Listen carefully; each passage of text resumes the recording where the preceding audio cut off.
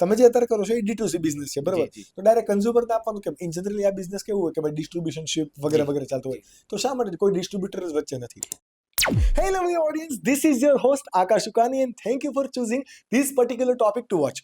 જો તમે આ પોડકાસ્ટ ક્લિપ માટેનો ફૂલ એપિસોડ જોવા માંગો છો તો તમે અમારી મેઇન યુટ્યુબ ચેનલ સ્કિલ જોગીને સબસ્ક્રાઇબ કરીને તમારી લાઈફ એન્ડ તમારા બિઝનેસમાં વેલ્યુ એડ કરી શકો છો. આવી અવનવી podcast clip every Monday, Wednesday and Friday જોવા માટે જો તમે કદાચ આ અમારી યુટ્યુબ ચેનલ સ્કિલ જોગી ક્લિપ પર નવા છો તો પ્લીઝ અમને સબસ્ક્રાઇબ કરો અને નોટિફિકેશન માટે બેલ આઇકન પ્રેસ કરો. અને જો તમે ઓલરેડી આ બેલ આઇકન પ્રેસ કરીને સબસ્ક્રાઇબ કરી દીધું છે then enjoy the video. મેં કીધું એમ કરોડ રૂપિયાની ગેરંટી છે એટલે મારે એક વસ્તુનું ધ્યાન રાખવું પડે. અને પહેલા દિવસથી એ નક્કી હતું કે મારે જે લોકોને આપવું છે ને એમને હું છાતી ઠોકીને આપવાનો છું. જે પણ માલ જે સિંગતેલ બનાવી છે કસ્ટમર સુધી પહોંચે. એટલે પહેલા દિવસથી હજુ મેં ક્યારે એક પણ ડબ્બો સુપર માર્કેટમાં, મોલમાં, શોપિંગ સેન્ટરમાં ક્યાંય વેચ્યો નથી. એમેઝોન, ફ્લિપકાર્ટ ઉપર ક્યારે નથી મેં મૂક્યો કોઈ દિવસ. હા, એક જગ્યાએ મને કોઈક જગ્યાએ એમાં લિસ્ટિંગ દેખાય છે પણ ક્યારે એક પણ ડબ્બો નથી વેચ્યો મેં. એ તમારો નથી? ઓકે. સહજ સિંગતેલનો એક પણ ડબ્બો મેં એમેઝોન, ફ્લિપકાર્ટ, કોઈ દુકાન, શોપ, સુપર માર્કેટમાં કે ડીલર ડિસ્ટ્રીબ્યુટર સિસ્ટમથી વેચતો નથી. બધા 100% મહેનત બહુ પડી છે. ગાડી ન ભરાય, માનો કે હવે 50 રેડિયેશનમાં હોય પણ ગાડી ભરાય તો ડિલિવરી થાય ને. શરૂઆતમાં 10 દિવસ ડિલિવરી થતી હતી, પછી ધીમે ધીમે કરતા અત્યારે 24 કલાક, 2 દિવસ, 3 દિવસ એમ થતા ગયા છે. એટલે નક્કી કર્યું હતું કે કરોડ રૂપિયાની ગેરંટી આપી છે અને કેશ ઓન ડિલિવરી જ આપવી છે, છાતી ઠોકીને આપવી છે. છોકરો જાય એટલે કેવો જય શ્રી કૃષ્ણ એમ કરીને ડિલિવરી આપવું જોઈએ. પર્સનલાઇઝ એક થવું મને જોઈએ. સ્ટાઇલ ગમી મને તમારી, કારણ કે એક અમારે એક તમારું મેં નોટિસ કર્યું હતું ને, એક અમારા બીજા એક પોડકાસ્ટના ગેસ્ટ હતા, વેલગ્રીન પિલો કરીને હતા, જયદીપભાઈ કરીને. તો એમનું એવું છે કે એનું પિલોનું કામ છે, એમણે એમના કસ્ટમર જ્યારે ઓર્ડર કરે ને કોઈ પણ વ્યક્તિને ડિલિવરી કરવા જાય ત્યારે એ લોકોની સ્મેલ પણ સેમ આવતી હોય. આટલું માઇક્રો પ્લાનિંગ. અને એક મેં તમારું જોયું કે ભાઈ કસ્ટમર જ્યારે કોઈ પણ ડિલિવરી બોય તમારો જ્યારે કસ્ટમરને ડિલિવરી કરવા જાય, જય શ્રી કૃષ્ણ, આ ત્યાંથી આજે જે ગ્રેટિટ્યુડ છે, જે અમુક તો એમ કનેક્શન કે રૂટ. મનીષભાઈ જય શ્રી કૃષ્ણ કીધા એમ.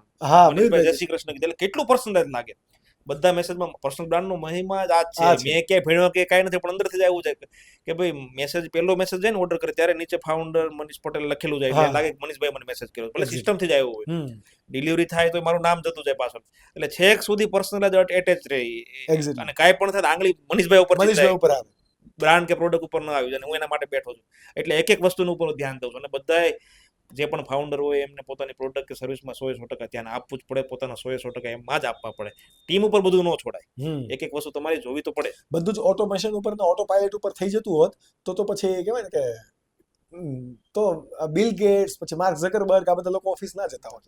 અને જે તમે હમણાં કીધું કે પેલા તમારા સાડુભાઈને ત્યાંથી તમે તો ઘાણાની શરૂઆત કરી, અત્યારનો શું સીન છે? પોતાની ફેક્ટરી, પ્રાઇવેટ લેબલિંગ શું કરવા? ના, અત્યારે પોતાની જ અમરેલી થી બગસરા ગાવડકા ચોકડી ઉપર સહજ ઓઇલ મિલ, તમે ગૂગલમાં લખો સહજ ઓઇલ મિલ આવશે. એના ઉપર આખો 1300 ડબ્બાનો પ્લાન્ટ છે. ત્યાં જ અમારું સેન્ટ્રલનું ફૂડ લાયસન્સ છે, જીએસટી છે. અને ત્યાં પ્રોડક્શન થાય છે. પ્રોડક્શન થઈને આખા ગુજરાતમાં અલગ અલગ ડેપો પર સીધો જ માલ જાય અને ત્યાંથી બીજા દિવસે સીધી જ ડિલિવરીઓ થાય. એટલે વચ્ચે કોઈ જગ્યાએ થર્ડ પાર્ટી કે એવું કોઈ નથી. એટલે 100% અમે 1 કરોડની ગેરંટી આપી છે. મારે આની કોસ્ટ કેલ્ક્યુલેશન સમજ્યું છે, બીકોઝ મેં તમારા કમેન્ટ્સની અંદર પણ બહુ બધું જોયું. જ્યારે મેં તમારો એક નાનો વિડીયો મૂકેલો હતો ને વર્ષ પહેલા, ત્યારે પણ બહુ બધા લોકો મને કમેન્ટ્સ કરી હતી, પણ હું ત્યારે એને જવાબ નહોતો આપી શકતો. હવે એ મારે તમારા મોઢેથી મારે જવાબ સાંભળ્યો. બહુ બધા એ કીધું કે મનીષભાઈનું સહજ સિંગતેલ બહુ કોસ્ટલી છે. કોસ્ટ કેલ્ક્યુલેશન મારે સમજ્યું છે. અને બીજા લોકો આનાથી ઓછા સસ્તા, મતલબ ઓછા રેટ પર આપે છે. તો શું વધારે બેટર છે? કોસ્ટ વધારે આપણું છે કે ક્વોલિટી વધારે છે? આ મારે સમજવું છે. પ્રાઇઝની વાત હંમેશા બધી જગ્યાએ, તમે ગાડી લેવા જાવ ને તો એમ કે આ એટલી સસ્તી આપે, તમે કેમ મોંઘી આપો? કોઈ પણ વસ્તુ તમે કાપડ લેવા જાવ ને તો એમ કે આ કાપડ તો 100 રૂપિયામાં ટાંકો મળે, તમે કેમ 200 રૂપિયા આપો? મેઇન વસ્તુ ક્વોલિટી કરતી હોય. કે મગફળીમાં જીવીસ મગફળી હોય. હવે જીવીસ મગફળીમાં ક્વોલિટી અલગ અલગ હોય. તમારા ખેતરમાં અલગ ક્વોલિટીની થઈ હોય, બીજાના ખેતરમાં અલગ થઈ હોય, ત્રીજાના ખેતરમાં અલગ થઈ હોય. એવું તો નથી કે બધો સરખો માલ હોય. આ તો બધું કોમોડિટી પ્રોડક્ટ છે. તો 50 રૂપિયાની કિલો મગફળી મળે, 55ની મળતી હોય, 60ની મળતી હોય, 65ની મળતી હોય, 70ની મળતી હોય, 75ની મળતી હોય. હવે પહેલા દિવસથી તમે કહી દીધું છે કરોડ રૂપિયાની ગેરંટી, આમાં કોઈ ભેળસેળ કે પ્રેઝર્વેટિવ સાબિત થાય, એનો મિનિંગ કે તમારે કોઈ કેમિકલ નાખવાનું નથી, પ્રેઝર્વેટિવ્સ નાખવાનું નથી. એનો મિનિંગ કે તમારે માલ જ જે પ્રોક્યુરમેન્ટ કરશો એ તમારે મોંઘો લેવો પડશે. ડેફિનેટલી મોંઘો લેશો તો આખું વર્ષ સારું રહેશે. નહીં તો તમારે ફરજિયાત 6 મહિનામાં જ આવવાની છે તમારું તેલ ખોરું થઈ ગયું તો તમારા તેલમાં ધુમાડા થાય છે. એટલે પ્રોક્યુરમેન્ટ જે પ્રોડક્શનની કોસ્ટ છે, ખરીદી છે, એ જ મોંઘી છે. કારણ કે વિધાઉટ પ્રેઝર્વેટિવ સારામાં સારો દાણો કેમ નીકળે એના ઉપર પ્રોક્યુરમેન્ટ કરી અને એમાંથી તેલ નીકળે. એટલે નો ડાઉટ અમારું જે ખેડૂત પાસેથી જે ખરીદવાનું છે એ જ કોસ્ટલી છે, એટલે તેલ કોસ્ટલી જ બનવાનું છે.